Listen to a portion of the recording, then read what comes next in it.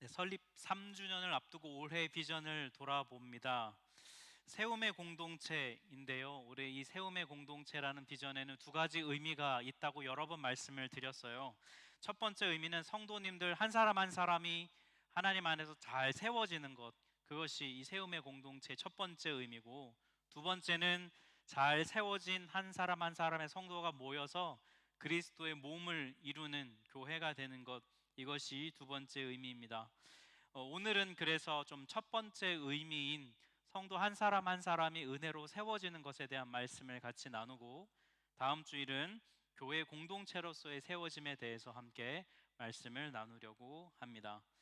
오늘 본문에서 바울이 은혜를 강조해요. 우리 본문 2장 8절 말씀 같이 한번 한 목소리로 읽겠습니다. 너희는 그 은혜에 의하여 믿음으로 말미암아 구원을 받았으니 이것은 너희에게서 난 것이 아니요 하나님의 선물이라. 네, 여러분, 이 구절에는 우리가 교회에서 굉장히 자주 사용하는 세 단어가 등장하고 있습니다. 여러분 한번 찾아보시죠. 뭐가 있을까요? 첫 번째는 차례대로 하면 은혜, 그리고 믿음, 또 구원. 이 세 가지 단어가 다 나오죠. 여러분, 이 세 가지 단어들을 사용할 때 주어를 어떻게 사용하는지를 잘 생각해 보시면 좋겠어요. 은혜는 누가 행하는 걸까요? 하나님께서 행하시는 거죠. 주어가 하나님이에요. 하나님이 우리에게 은혜를 베풀어 주시죠. 또 구원도 하나님이 주어입니다. 하나님이 우리에게 베풀어 주시는 거니까요. 그런데 믿음은 우리가 보통 쓸 때 우리가 주어가 되지요. 물론 성령께서 우리에게 감동을 주셔서 우리가 믿는 거긴 하지만 하나님이 주신 자유의지를 가지고 우리가 믿음으로 반응하는 것이죠. 그래서 여러분, 이 세 가지 단어는 교회에서 많이 쓰는데요, 이 세 가지의 단어의 관계는 이렇습니다. 잘 들어두세요. 여러분, 앞으로도 신앙생활하는데 잘 쓰여야 하는 건데요, 은혜는 하나님이 우리에게 베풀어 주시죠. 그러면 하나님이 우리에게 베풀어 주신 은혜에 대해서 우리가 반응하는 것이 바로 믿음이에요. 그러면 은혜에 우리가 믿음으로 반응하면 그 결과가 뭐냐면 바로 구원입니다. 이해하기 쉽죠? 제가 설명을 잘한 것 같아서 뿌듯하네. 하나님 은혜를 베푸시고 거기에 대해 우리가 믿음으로 반응하면 구원이 이루어진다. 이게 이제 성경의 가르침이죠. 하지만 여러분, 이 은혜와 구원, 이것이 이렇게 우리에게 다 하나님이 주어인데, 이 우리가 믿음이 주어가 우리라고 해서 자랑할 수 없다, 바울이 그 말을 하고 있는 거예요. 하나님이 은혜라고 하는 밥상을 차려주셨는데 그 차려진 밥상에 가서 막 밥을 먹으면서 역시 내가 잘해서 이런 밥을 먹는 거야 라고 생각해서는 안 된다는 것이죠. 구원에 있어서 은혜의 역할이 굉장히 크다고 바울은 얘기해주고 있습니다. 구원에 있어서 바울이 은혜를 강조하는 이유가 뭘까요? 그건 바로 우리의 본래 모습이 어떠한지 바울은 잘 알고 있기 때문이에요. 오늘 우리가 2장 지금 8절부터 10절까지 읽었는데 2장 1절부터 3절을 보면은 우리의 본래 모습이 어떠했는지, 바울이 왜 이렇게 은혜를 강조하는지에 대해서 알 수 있어요. 우선 첫 번째 세 가지를 우리가 볼 건데요, 첫 번째는 우리의 본래의 상태는 우리는 죽었다. 이게 우리의 첫 번째 상태입니다. 보면 1절 말씀 같이 읽겠습니다. 그는 허물과 죄로 죽었던 너희를 살리셨도다. 성경에서 죽었다라는 이 말이 나오면 대부분 어떤 의미를 갖냐면 그리스도 안에 있지 않은 상태를 뜻해요. 한마디로 예수님과 아무 관계가 없는 상태를 가리켜서 성경은 죽었다라고 표현합니다. 여러분, 나뭇가지가 이렇게 나무에서 떨어져 있는 걸 보면은 우리가 뭐라고 얘기합니까? 이 나뭇가지 죽었네, 이런 죽은 나뭇가지네 라고 말하죠. 나무에 붙어 있으면 살아있지만 막 떨어진 것, 이제 아직은 죽지 않았지만 분명히 이거는 죽을 거란 걸 우리는 알고 있어요. 마치 그런 것처럼 우리가 하나님으로부터 관계가 떨어져 있으면 살아있는 것 같지만 실상은 죽은 것이라고 성경은 말하고 있다는 거예요. 왜 그럴까요? 그것이 참 하나님의 본래 상조된 대로 삶을 살아내지 못하기 때문이에요. 하나님 없이도 잘 먹고 잘 사는 세상의 사람들이 많이 있어요. 분명 그렇게 보이는 게 사실입니다. 그럼 이 SNS를 많이 하시는 분들은 알겠지만 유튜브나 이런 뭐 SNS 많이 해보면 사람들이 SNS를 자기 자랑하는 용도로 되게 많이 사용하는 것 같아요. 뭐 오늘 내가 뭐 퍼스트 클래스를 탔다, 뭐 비즈니스를 탔다, 뭐 엄청 비싼 데 가서 뭐 먹은 이야기. 여러분 그리고 우리가 그런 거 클릭 안 해도 되는데 꼭 안 가봤으니까 궁금해서 한 번씩 보잖아요. 그리고 나는 뭔가 뭐 나는 비즈니스도 한번 못 타본 내 인생 이러면서 우리가 괜한 그런 생각으로 막 갈 때가 있거든요. 부럽기는 하지만 성경은 그런 것만 추구하는 삶에 대해 참된 삶이라고 말하지 않아요. 왜냐하면 하나님과 관계가 만약 단절돼 있다면 성경은 그것에 대해서 죽었다라고 굉장히 단호하게 말하고 있는데 그 이유가 뭐냐면 오늘 이 구절에 나오지만 뭐라고 되어 있냐면 허물과 죄 때문이라는 거예요. 허물과 죄는 인간의 악함을 좀 이렇게 통틀어서 말하는 표현입니다. 인간의 악함을 보면 아 이거는 죽은 것이구나, 겉으로 몸뚱아리는 살아있는 것 같지만 이건 죽은 삶이구나 라고 성경은 말한다는 거예요. 여러분 우리가 살면서 사람 때문에 실망을 많이 하잖아요. 사람 때문에 상처를 주고 받기도 하잖아요. 그 이유가 뭐냐면 바로 우리 안에 하나님과의 관계가 끊어진 모습이 있기 때문이라는 거예요. 죄를 짓지 않으려고 막 우리가 노력합니다. 그런데도 잘 변하지 않아요. 이유가 뭐냐면 죽은 존재이기 때문에 그렇다는 거예요. 하나님과 관계가 끊어진 상태의 인간은 노력으로 변할 수 없다는 것이 성경의 정의예요. 그러면 도대체 왜 우리는 죄를 짓지 않으려고 열심히 막 노력을 해도 왜 결국은 다시 죄를 짓게 될까요? 왜 벗어나지를 못하는 걸까?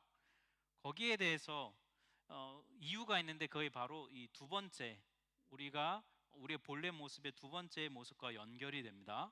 두 번째 우리의 본래의 모습은 우리는 종이라는 거예요. 첫 번째는 우리가 죽었다는 것이고 두 번째는 우리가 종이라는 거예요. 우리 에베소서 2장 2절과 3절 말씀을 같이 한번 한 목소리로 읽겠습니다.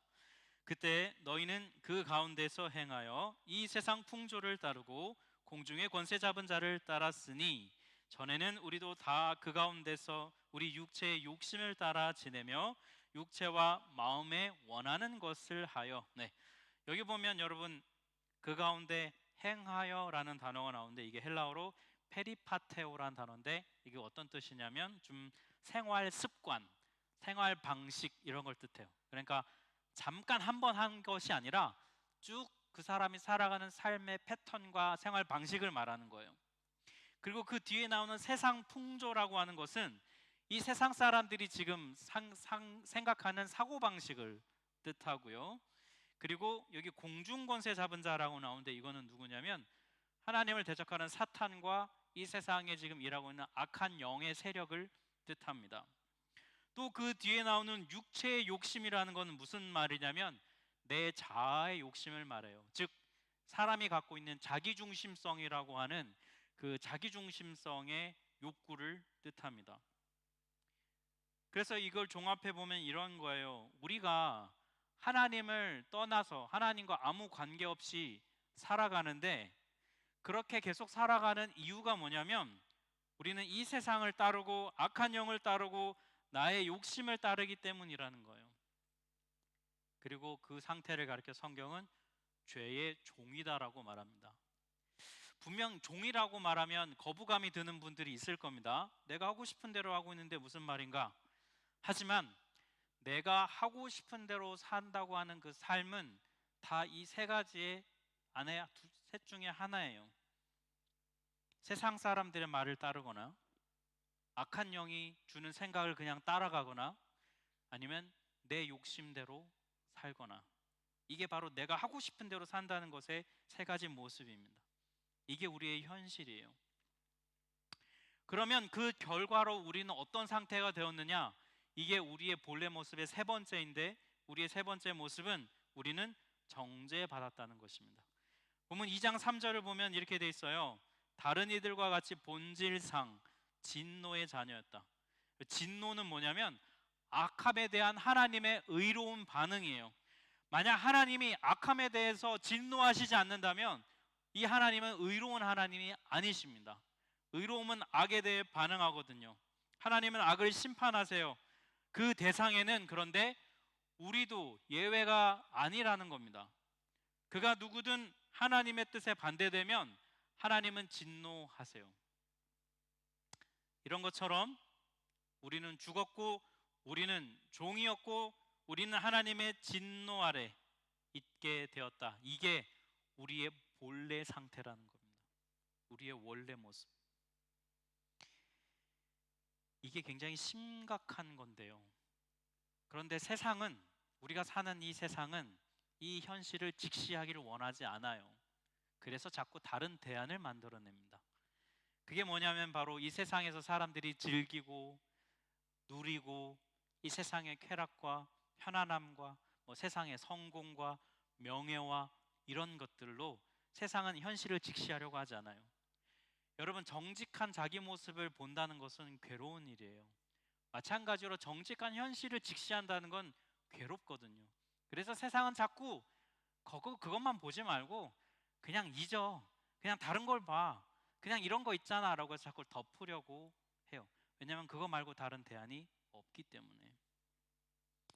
하지만 성경은 그것이 대안이라고 말하지 않아요. 우리에게 대안은 정직한 현실을 보고 이 정직한 현실을 해결해 줄 수 있는 참 구원을 보라고 말합니다. 현실을 직시하는 것. 나는 죽었고 나는 종이고 나는 심판 아래 있다는 이 현실을 직시할 때 오늘 우리가 읽었던 본문의 2장 8절의 말씀, 바울이 은혜를 강조하는 이유를 깨닫게 돼요. 바로 예수님의 십자가입니다. 오늘 보면 2장 5절부터 6절, 본문 앞에 나오는 2장 5절 6절을 같이 한번 한 목소리로 읽겠습니다. 허물로 죽은 우리를 그리스도와 함께 살리셨고 너희는 은혜로 구원을 받은 것이라. 또 함께 일으키사 그리스도 예수 안에서 함께 하늘에 앉히시니. 네, 여기 가로에 들어간 거는 바울이 이 성경을 쓰다가 굉장히 감동해서 막 추가로 삽입해서 넣은 거예요. 은혜를 강조하고 싶어서. 그러니까 잘 보면 함께 살리셨고 함께 일으키셨고 함께 앉히셨다. 이것이 요 구절의 중요한 내용이에요. 여러분, 사람이 화가 나면 그 화를 풀어줄 방법이 좀 필요하잖아요. 마치 그렇듯 우리의 죄에 대해서 하나님이 진노하시는데 그 진노를 풀어준 분이 있다는 거예요. 그분이 바로 예수님이라는 거예요. 여기 보면 여러분, 살리셨고 일으키셨고 앉히셨다, 요 세 가지 표현이 나오는데 이것은 다 하나님이 예수, 그 아들 예수에게 행해 주신 거예요. 십자가에서 끝까지 순종함으로 죽은 예수를 살리셨고 일으키셔서 자기 보좌 우편에 앉히셨다는 거예요. 그런데 이 예수님에게 행한 이 일을 우리에게 하셨다는 게 중요합니다. 이 동사들이 반복해서 나오는데 이 동사 앞에 계속 반복 나오는 부사가 하나 있죠. 동사를 꾸며주는 말이 뭐냐면 함께라는 말이에요. 함께. 여러분, 이 함께가 우리에게는 너무나 중요한 단어입니다. 예수님에게 행하신 그것을 우리도 함께 같이 받게 되었다는 거예요. 그래서 이게 바로 은혜라는 것입니다. 예전에 좀 굉장히 고급스러운 장소에 갔던 적이 있어요. 제가 정확하게 어디로 간지 기억은 잘 안 나는데 굉장히 좋은 곳에 잘 뭘 먹었던 기억이 납니다. 근데 평소에는 저 혼자는 갈 수 없는 그런 곳이었어요. 그 멤버십이 있어야만 들어갈 수 있는 그런 데 있잖아요. 근데 그곳에 제가 못 들어가는데도 불구하고 거기를 들어갈 수 있었던 이유는 저랑 같이 갔던 분이 거기에 멤버십이어서 갈 수 있었어요. 그 자격이 있는 사람과 함께 갈 수 있는 것처럼, 마치 여러분 이 구절이 이런 거예요. 성부 하나님께서 성자 예수님에게 베풀어 주신 그것을 우리도 똑같이 누리고 경험하게 된다는 거예요. 우리가 한 거는 뭡니까? 그냥 예수님 옆에 이렇게 붙어 있기만 하면 되는 거예요. 예수님 옆에 붙어 있으면 우리도 이런 것들을 받아 누릴 수 있다는 것이죠. 이것 때문에 바울이 이렇게 말하는 겁니다. 2장 8절, 너희는 그 은혜에 의하여 믿음으로 말미암아 구원을 받았으니 이것이 너희에게서 난 것이 아니다. 너희에게서 난 것이 아니다라는 말이 무슨 뜻이냐면 너가 수고하고 너가 노력해서 얻은 게 아니라는 거예요. 여러분, 이 세상에서요 제일 맛있는 밥이 어떤 밥입니까? 네, 몇몇 분이 정답을 얘기해 주셨어요. 네, 남이 해준 밥. 네, 남이 해준 밥이 제일 맛있어요. 아니에요. 저는 남이 해준 거 말고 제가 레시피해서 제가 먹은 게 제일 맛있어요라고 하는 분은 아직 인생의 쓴맛을 좀 덜 봐서 그러네. 인생 쓴맛을 많이 보면 남이 해준 밥은 뭐든 제일 맛있어요. 여러분, 이 내가 고생해서 얻은 게 아니기 때문에 선물이라고 바울은 말해주고 있어요. 여러분, 선물 받으면 기분이 좋잖아요. 물론 여러분, 내가 막 뭐가 되게 사고 싶은 게 있어서 내가 열심히 막 돈을 아끼고 노력하고 수고해서 짠! 딱 그걸 살 때 뭐 뿌듯함이 있죠. 좀 그런 마음이 있잖아요. 보람된 마음이 있죠. 그런데 내가 너무 사고 싶은 그게 있는데 뭐 돈이 너무 없어서 못 사거나 아니면 이런저런 이유로 그걸 못 사고 있었는데 누군가 딱 그걸 선물해 준다면 여러분 얼마나 기쁘고 감사하겠어요. 그죠? 내가 노력해서 얻어서 산 것도 좋지만 바로 그걸 누군가 선물로 준다면 너무나 기쁜 것이죠. 그런데 여러분, 바로 그 마음, 나한테 그걸 선물로 내가 원하는 거를 딱 선물로 사서 주는 그 사람에 대한 그 마음, 예수님에 대해 우리가 그 마음이 있느냐라는 것입니다. 2장 8절은 우리에게 그걸 묻고 있어요. 이게 너에게서 난 것이 아니고 하나님의 선물이다. 하나님이 예수를 통하여서 우리에게 이 선물을 주셨는데 정말 우리가 나한테서 난 것이 아니라 선물이라면 우리가 예수님에 대해서 그 감사한 마음이 있느냐 우리가 돌아보아야 해요. 여러분, 우리의 신앙이 성장한다는 것은 여러 가지 의미가 있어요. 근데 그 중에서도 우리에게 반드시 있어야 하는 신앙 성장의 내용이 있는데요. 그게 뭐냐면 내가 받은 은혜에 대한 소중함을 아는 거예요. 내가 받은 은혜에 대한 값지다는 것을 더 깊이 깨달아 아는 것. 그게 우리의 신앙이 성장하는 데 굉장히 중요한 부분이에요. 여러분, 뭔가를 내가 막 노력하고 수고해서 얻으면 가지면 떳떳하고 당당함이 있어요. 그래, 내가 노력했으니까 이걸 얻을만 하지, 이런 마음이 우리 안에 있거든요. 하지만 오늘 본문에 따르면 구원이란 건 그런 게 아니잖아요. 구원에 대해서 그러니 우리가 가져야 하는 마음, 이건 내가 노력으로 얻은 게 아니지, 내가 애써서 얻은 게 아니지 라는 그 마음, 선물로 받은 것이지라는 그 감사한 마음이 있어야 되는 것이죠. 그래서 바울이 2장 9절에 이렇게 말합니다. 같이 읽겠습니다. 행위에서 난 것이 아니니 이는 누구든지 자랑하지 못하게 함이라. 여러분, 이제 2023년이 한 2달 정도 남았는데요.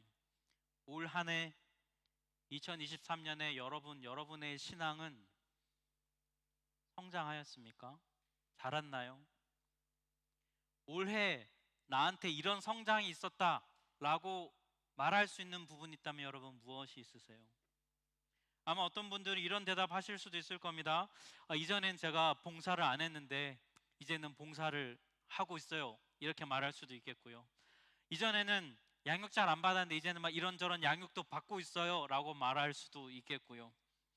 이전에는 진짜 이러면 막 화도 나고 분노하고 했는데 이제는 좀 이전보다 잘 참는 것 같아요 라고 말하실 수도 있을 것 같아요.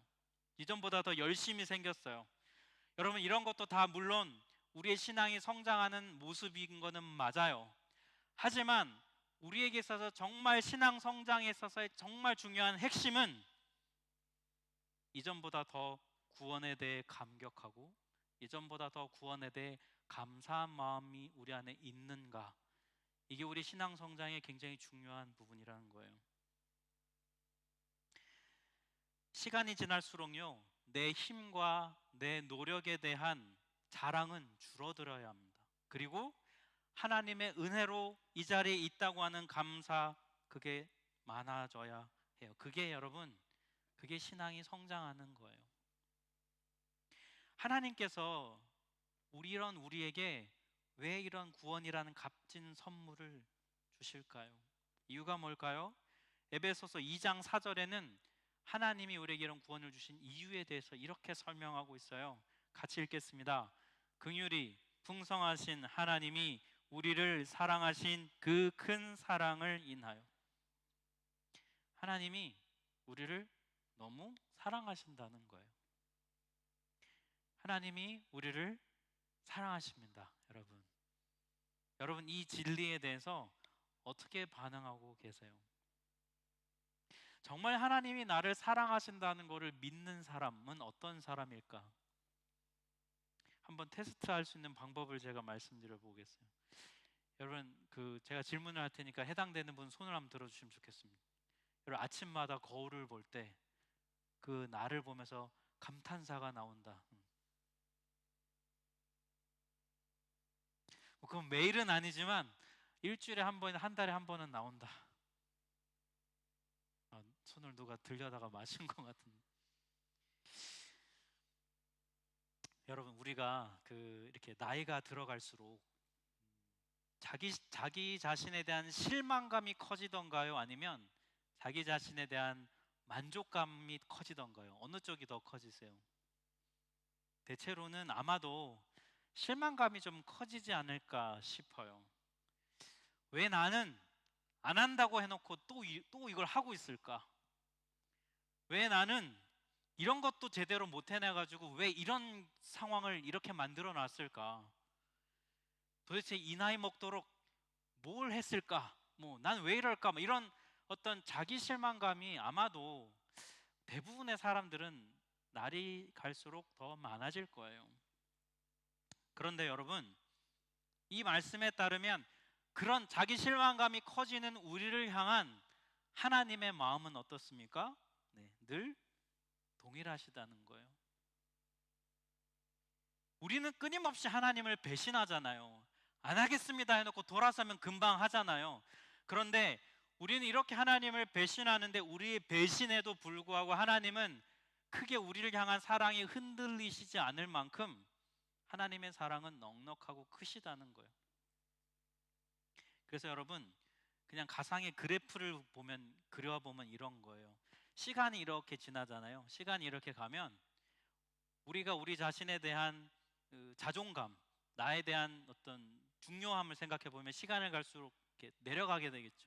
자꾸 실망하니까. 그런데 그런 우리를 향한 하나님의 마음은 어떻다고요? 늘 동일하다는 거예요. 늘 똑같다는 거예요. 그러면 자기 실망감이 시간이 갈수록 커지는 우리가 만약에 하나님에 대한 그 사랑을 계속해서 믿음으로 반응한다면 그러면 어떻게 될까요? 시간이 지날수록 이 갭이 커질수록 우리가 더 뭘 크게 느끼겠습니까? 은혜를 더 크게 느끼게 되겠죠. 나는 이렇게 이 모양인데 이런 나까지도 사랑하신다니 라고 하는 그 은혜를 더 깊이 경험하겠죠. 나에 대해서 더 실망하는 만큼 은혜는 더 크겠죠. 우리가 하나님의 이 사랑을 정말 믿는다면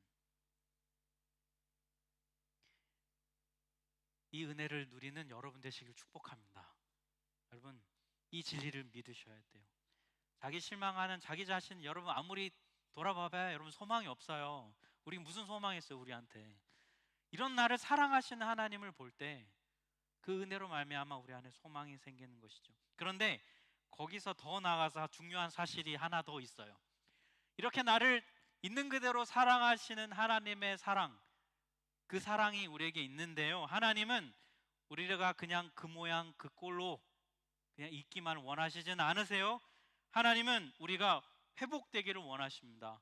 우리가 어떻게 회복되기를 원하시냐면 하나님이 본래 우리를 만들고 의도하신 모습대로 회복되기를 원하세요. 오늘 본문 10절에 보면 그래서 이렇게 되어 있습니다. 우리는 그가 만드신 바라. 새 번역본에는 이걸 뭐라고 번역을 해놨냐면 우리는 하나님의 작품입니다 이렇게 번역이 되어 있어요. 여러분 미술관을 가거나 박물관을 가거나 하면 그 미술관 박물관에 있는 모든 그림이나 작품을 우리가 다 똑같은 중요성을 두고 보지 않잖아요. 어떤 건 그냥 막 쑥쑥 지나갑니다. 근데 어떤 거는 꼭 봐야 된다, 사진 찍어야 된다라고 막 달려가서 하는 게 있어요. 그죠? 여러분, 어떤 거는 중요하게 여기고 어떤 거는 안 중요하게 여기는 그 기준이 여러분 뭐에 있으세요? 똑같은 그림인데 누가 그렸느냐, 그죠? 네. 우리가 뭐 사실 그렇게 뛰어나지 않아서 보는 눈이 잘 별로 없잖아요. 근데 그냥 위대한 사람이 그렸다 그러면 그냥 이러면서 우리가 더 의미를 부여하든, 작품의 중요성은 작가에게 달려 있죠. 여러분, 이 구절에서 그래서 중요한 게 뭐냐면 제일 중요한 단어가 작품이라는 단어가 아니라 그라는 단어예요. 나라는 작품을 만든 작가가 하나님이라고 성경은 말해주고 있어요.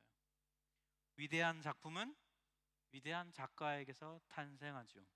나라는 작품은 온 우주의 창조주이신 하나님이 작가이십니다. 하나님이 만드셨어요. 내가 소중한 이유는 바로 여기에 있다는 거예요. 여러분, 이제 아침마다 거울을 볼 때 감탄할 이유를 아시겠습니까? 네, 네, made by God. 네. 하나님이 만드셨다고요. 우리 하나님의 손에 제작됐다는 겁니다.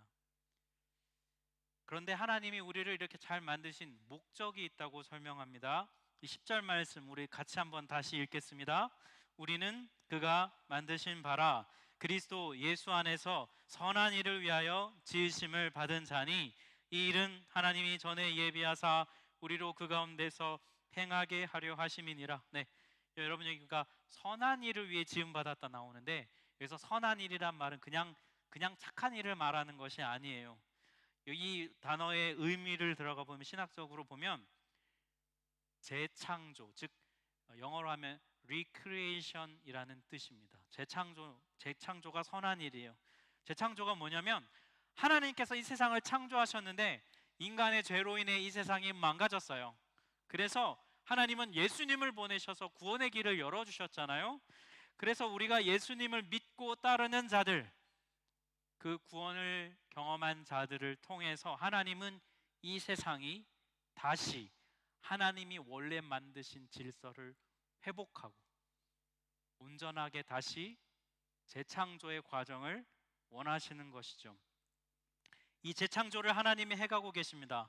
즉 여전히 여러분, 우리가 살아가고 있는 이 세상에서는 죄가 힘을 발휘하고 있습니다. 우리 가정 안에서 죄가 힘을 발휘하고 있어서 가정 안의 관계가 깨어져요. 이 세상에서 죄가 힘을 발휘하고 있어서 강한 자가 약한 자를 억압합니다. 그게 우리가 살고 있는 이 세상.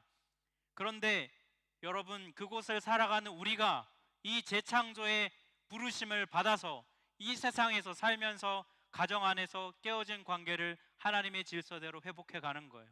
미움 대신 회개와 용서를 하는 것이고요.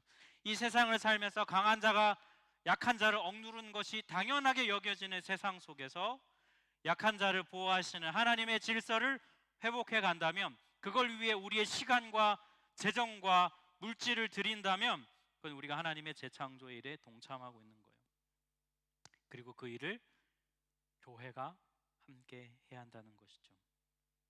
그 씨름이 여러분 우리 안에 있느냐고 이 말씀은 질문하고 있습니다. 여러분, 이 2023년 사시면서 어떤 하나님의 재창조하시는 일에 동참하셨나요? 여러분 삶에서 하나님의 재창조 일에 어떤 열매를 여러분 거두고 계십니까? 여러분, 우리가 말할 수 없는 은혜를 입었어요. 우리의 힘으로 구원할 수 없는 우리가 은혜를 선물로 받았습니다. 구원을 선물로 받았어요. 그런데 이게 얼마나 큰 은혜를 받았는데도 불구하고 그냥 가만히 있는 것은 앞뒤가 맞지 않아요. 여러분, 진짜 여러분이 너무 좋아하고 너무 필요한 거를 누군가 선물로 주었다면 여러분 그냥 그 사람에게 고맙습니다 한마디 하고 끝나시겠어요? 정말 진실한 감사의 표현을 어떤 방식으로든 표현하지 않을까요? 마찬가지로 우리가 하나님으로부터 이렇게 큰 은혜를 입었는데 어떻게 아무런 반응을 하지 않을 수 있을까요? 아무런 반응을 하지 않는다면 둘 중에 하나예요. 첫 번째는 자기가 받은 걸 은혜로 여기지 않는 거예요. 내가 자랑할 게 있고 내 노력을 얻었다고 착각하면 우리 하나님 앞에 은혜에 반응하지 않을 거예요. 두 번째는 마음이 고장난 거예요. 은혜를 받았는데 아무런 반응이 없다는 것은 뭔가 마음이 고장났다는 것입니다. 은혜가 클수록 감동은 커요. 그러면 감동이 클수록 나의 반응은 커지게 되어 있습니다. 우리의 반응은 그래서 선한 일로 드러나야 해요. 하나님이 재창조해 가시는 이 세상에 우리도 어떤 방식으로는 동참해야 합니다. 교회를 섬기는 방식으로, 약한 자를 돌보시는 하나님의 일을 행함으로, 가정 안에서 하나님의 질서를 회복해가는 일에 씨름함으로, 죄가 나의 가정을 다스리도록 내버려 두지 않는 것입니다. 미움이 내 가정 안에 판치도록 내버려 두지 않는 거예요. 내가 일하는 직장 속에서 하나님의 뜻대로 살기 위해 몸부림치는 거예요. 그게 바로 재창조해 가시는 선한 일에 동참하는 겁니다. 사랑하는 여러분, 하나님의 은혜에 이 선한 일로 응답하는 여러분 되시기를 축복합니다. 하나님은 우리를 구원하셔서 이 땅을 재창조하시는 일로 부르셨어요. 이게 바로 여러분 성도의 세워짐입니다. 세움의 공동체의 성도가 세워진다는 것은 바로 이 부르심에 반응하는 것입니다. 그러기 위해서 여러분, 우리의 현실을 직시하십시오. 그리고 내가 정말 은혜로 이 자리에 있구나 깨달아 하십시오. 우리의 자기 실망감이 커질수록 하나님의 은혜가 얼마나 동일한지를 기억하십시오. 그러므로 더 큰 은혜를 받아 누려야 합니다. 이 내용에 대해서 정말 이렇게 되기 위해서 바울은 오늘 본문이 기록한 에베소서 2장 앞 1장에 17절부터 19절까지 이 마음을 담아 기도문을 그가 에베소 교인들을 향해 쓰고 있습니다. 이 기도문의 말씀을 함께 읽고 말씀을 마치려고 합니다. 기도하는 마음으로 이 말씀 같이 읽겠습니다. 우리 주 예수 그리스도의 하나님이신 영광의 아버지께서 지혜와 계시의 영을 여러분에게 주셔서 하나님을 알게 하시고 여러분의 마음의 눈을 밝혀 주셔서 하나님의 부르심에 속한 소망이 무엇이며 성도들에게 베푸시는 하나님의 영광스러운 상속이 얼마나 풍성한지를 여러분이 알게 되기를 바랍니다. 또한 믿는 사람들인 우리에게 강한 힘으로 활동하시는 하나님의 능력이 얼마나 엄청나게 큰지를 여러분이 알기를 바랍니다. 아멘. 함께 찬양하겠습니다.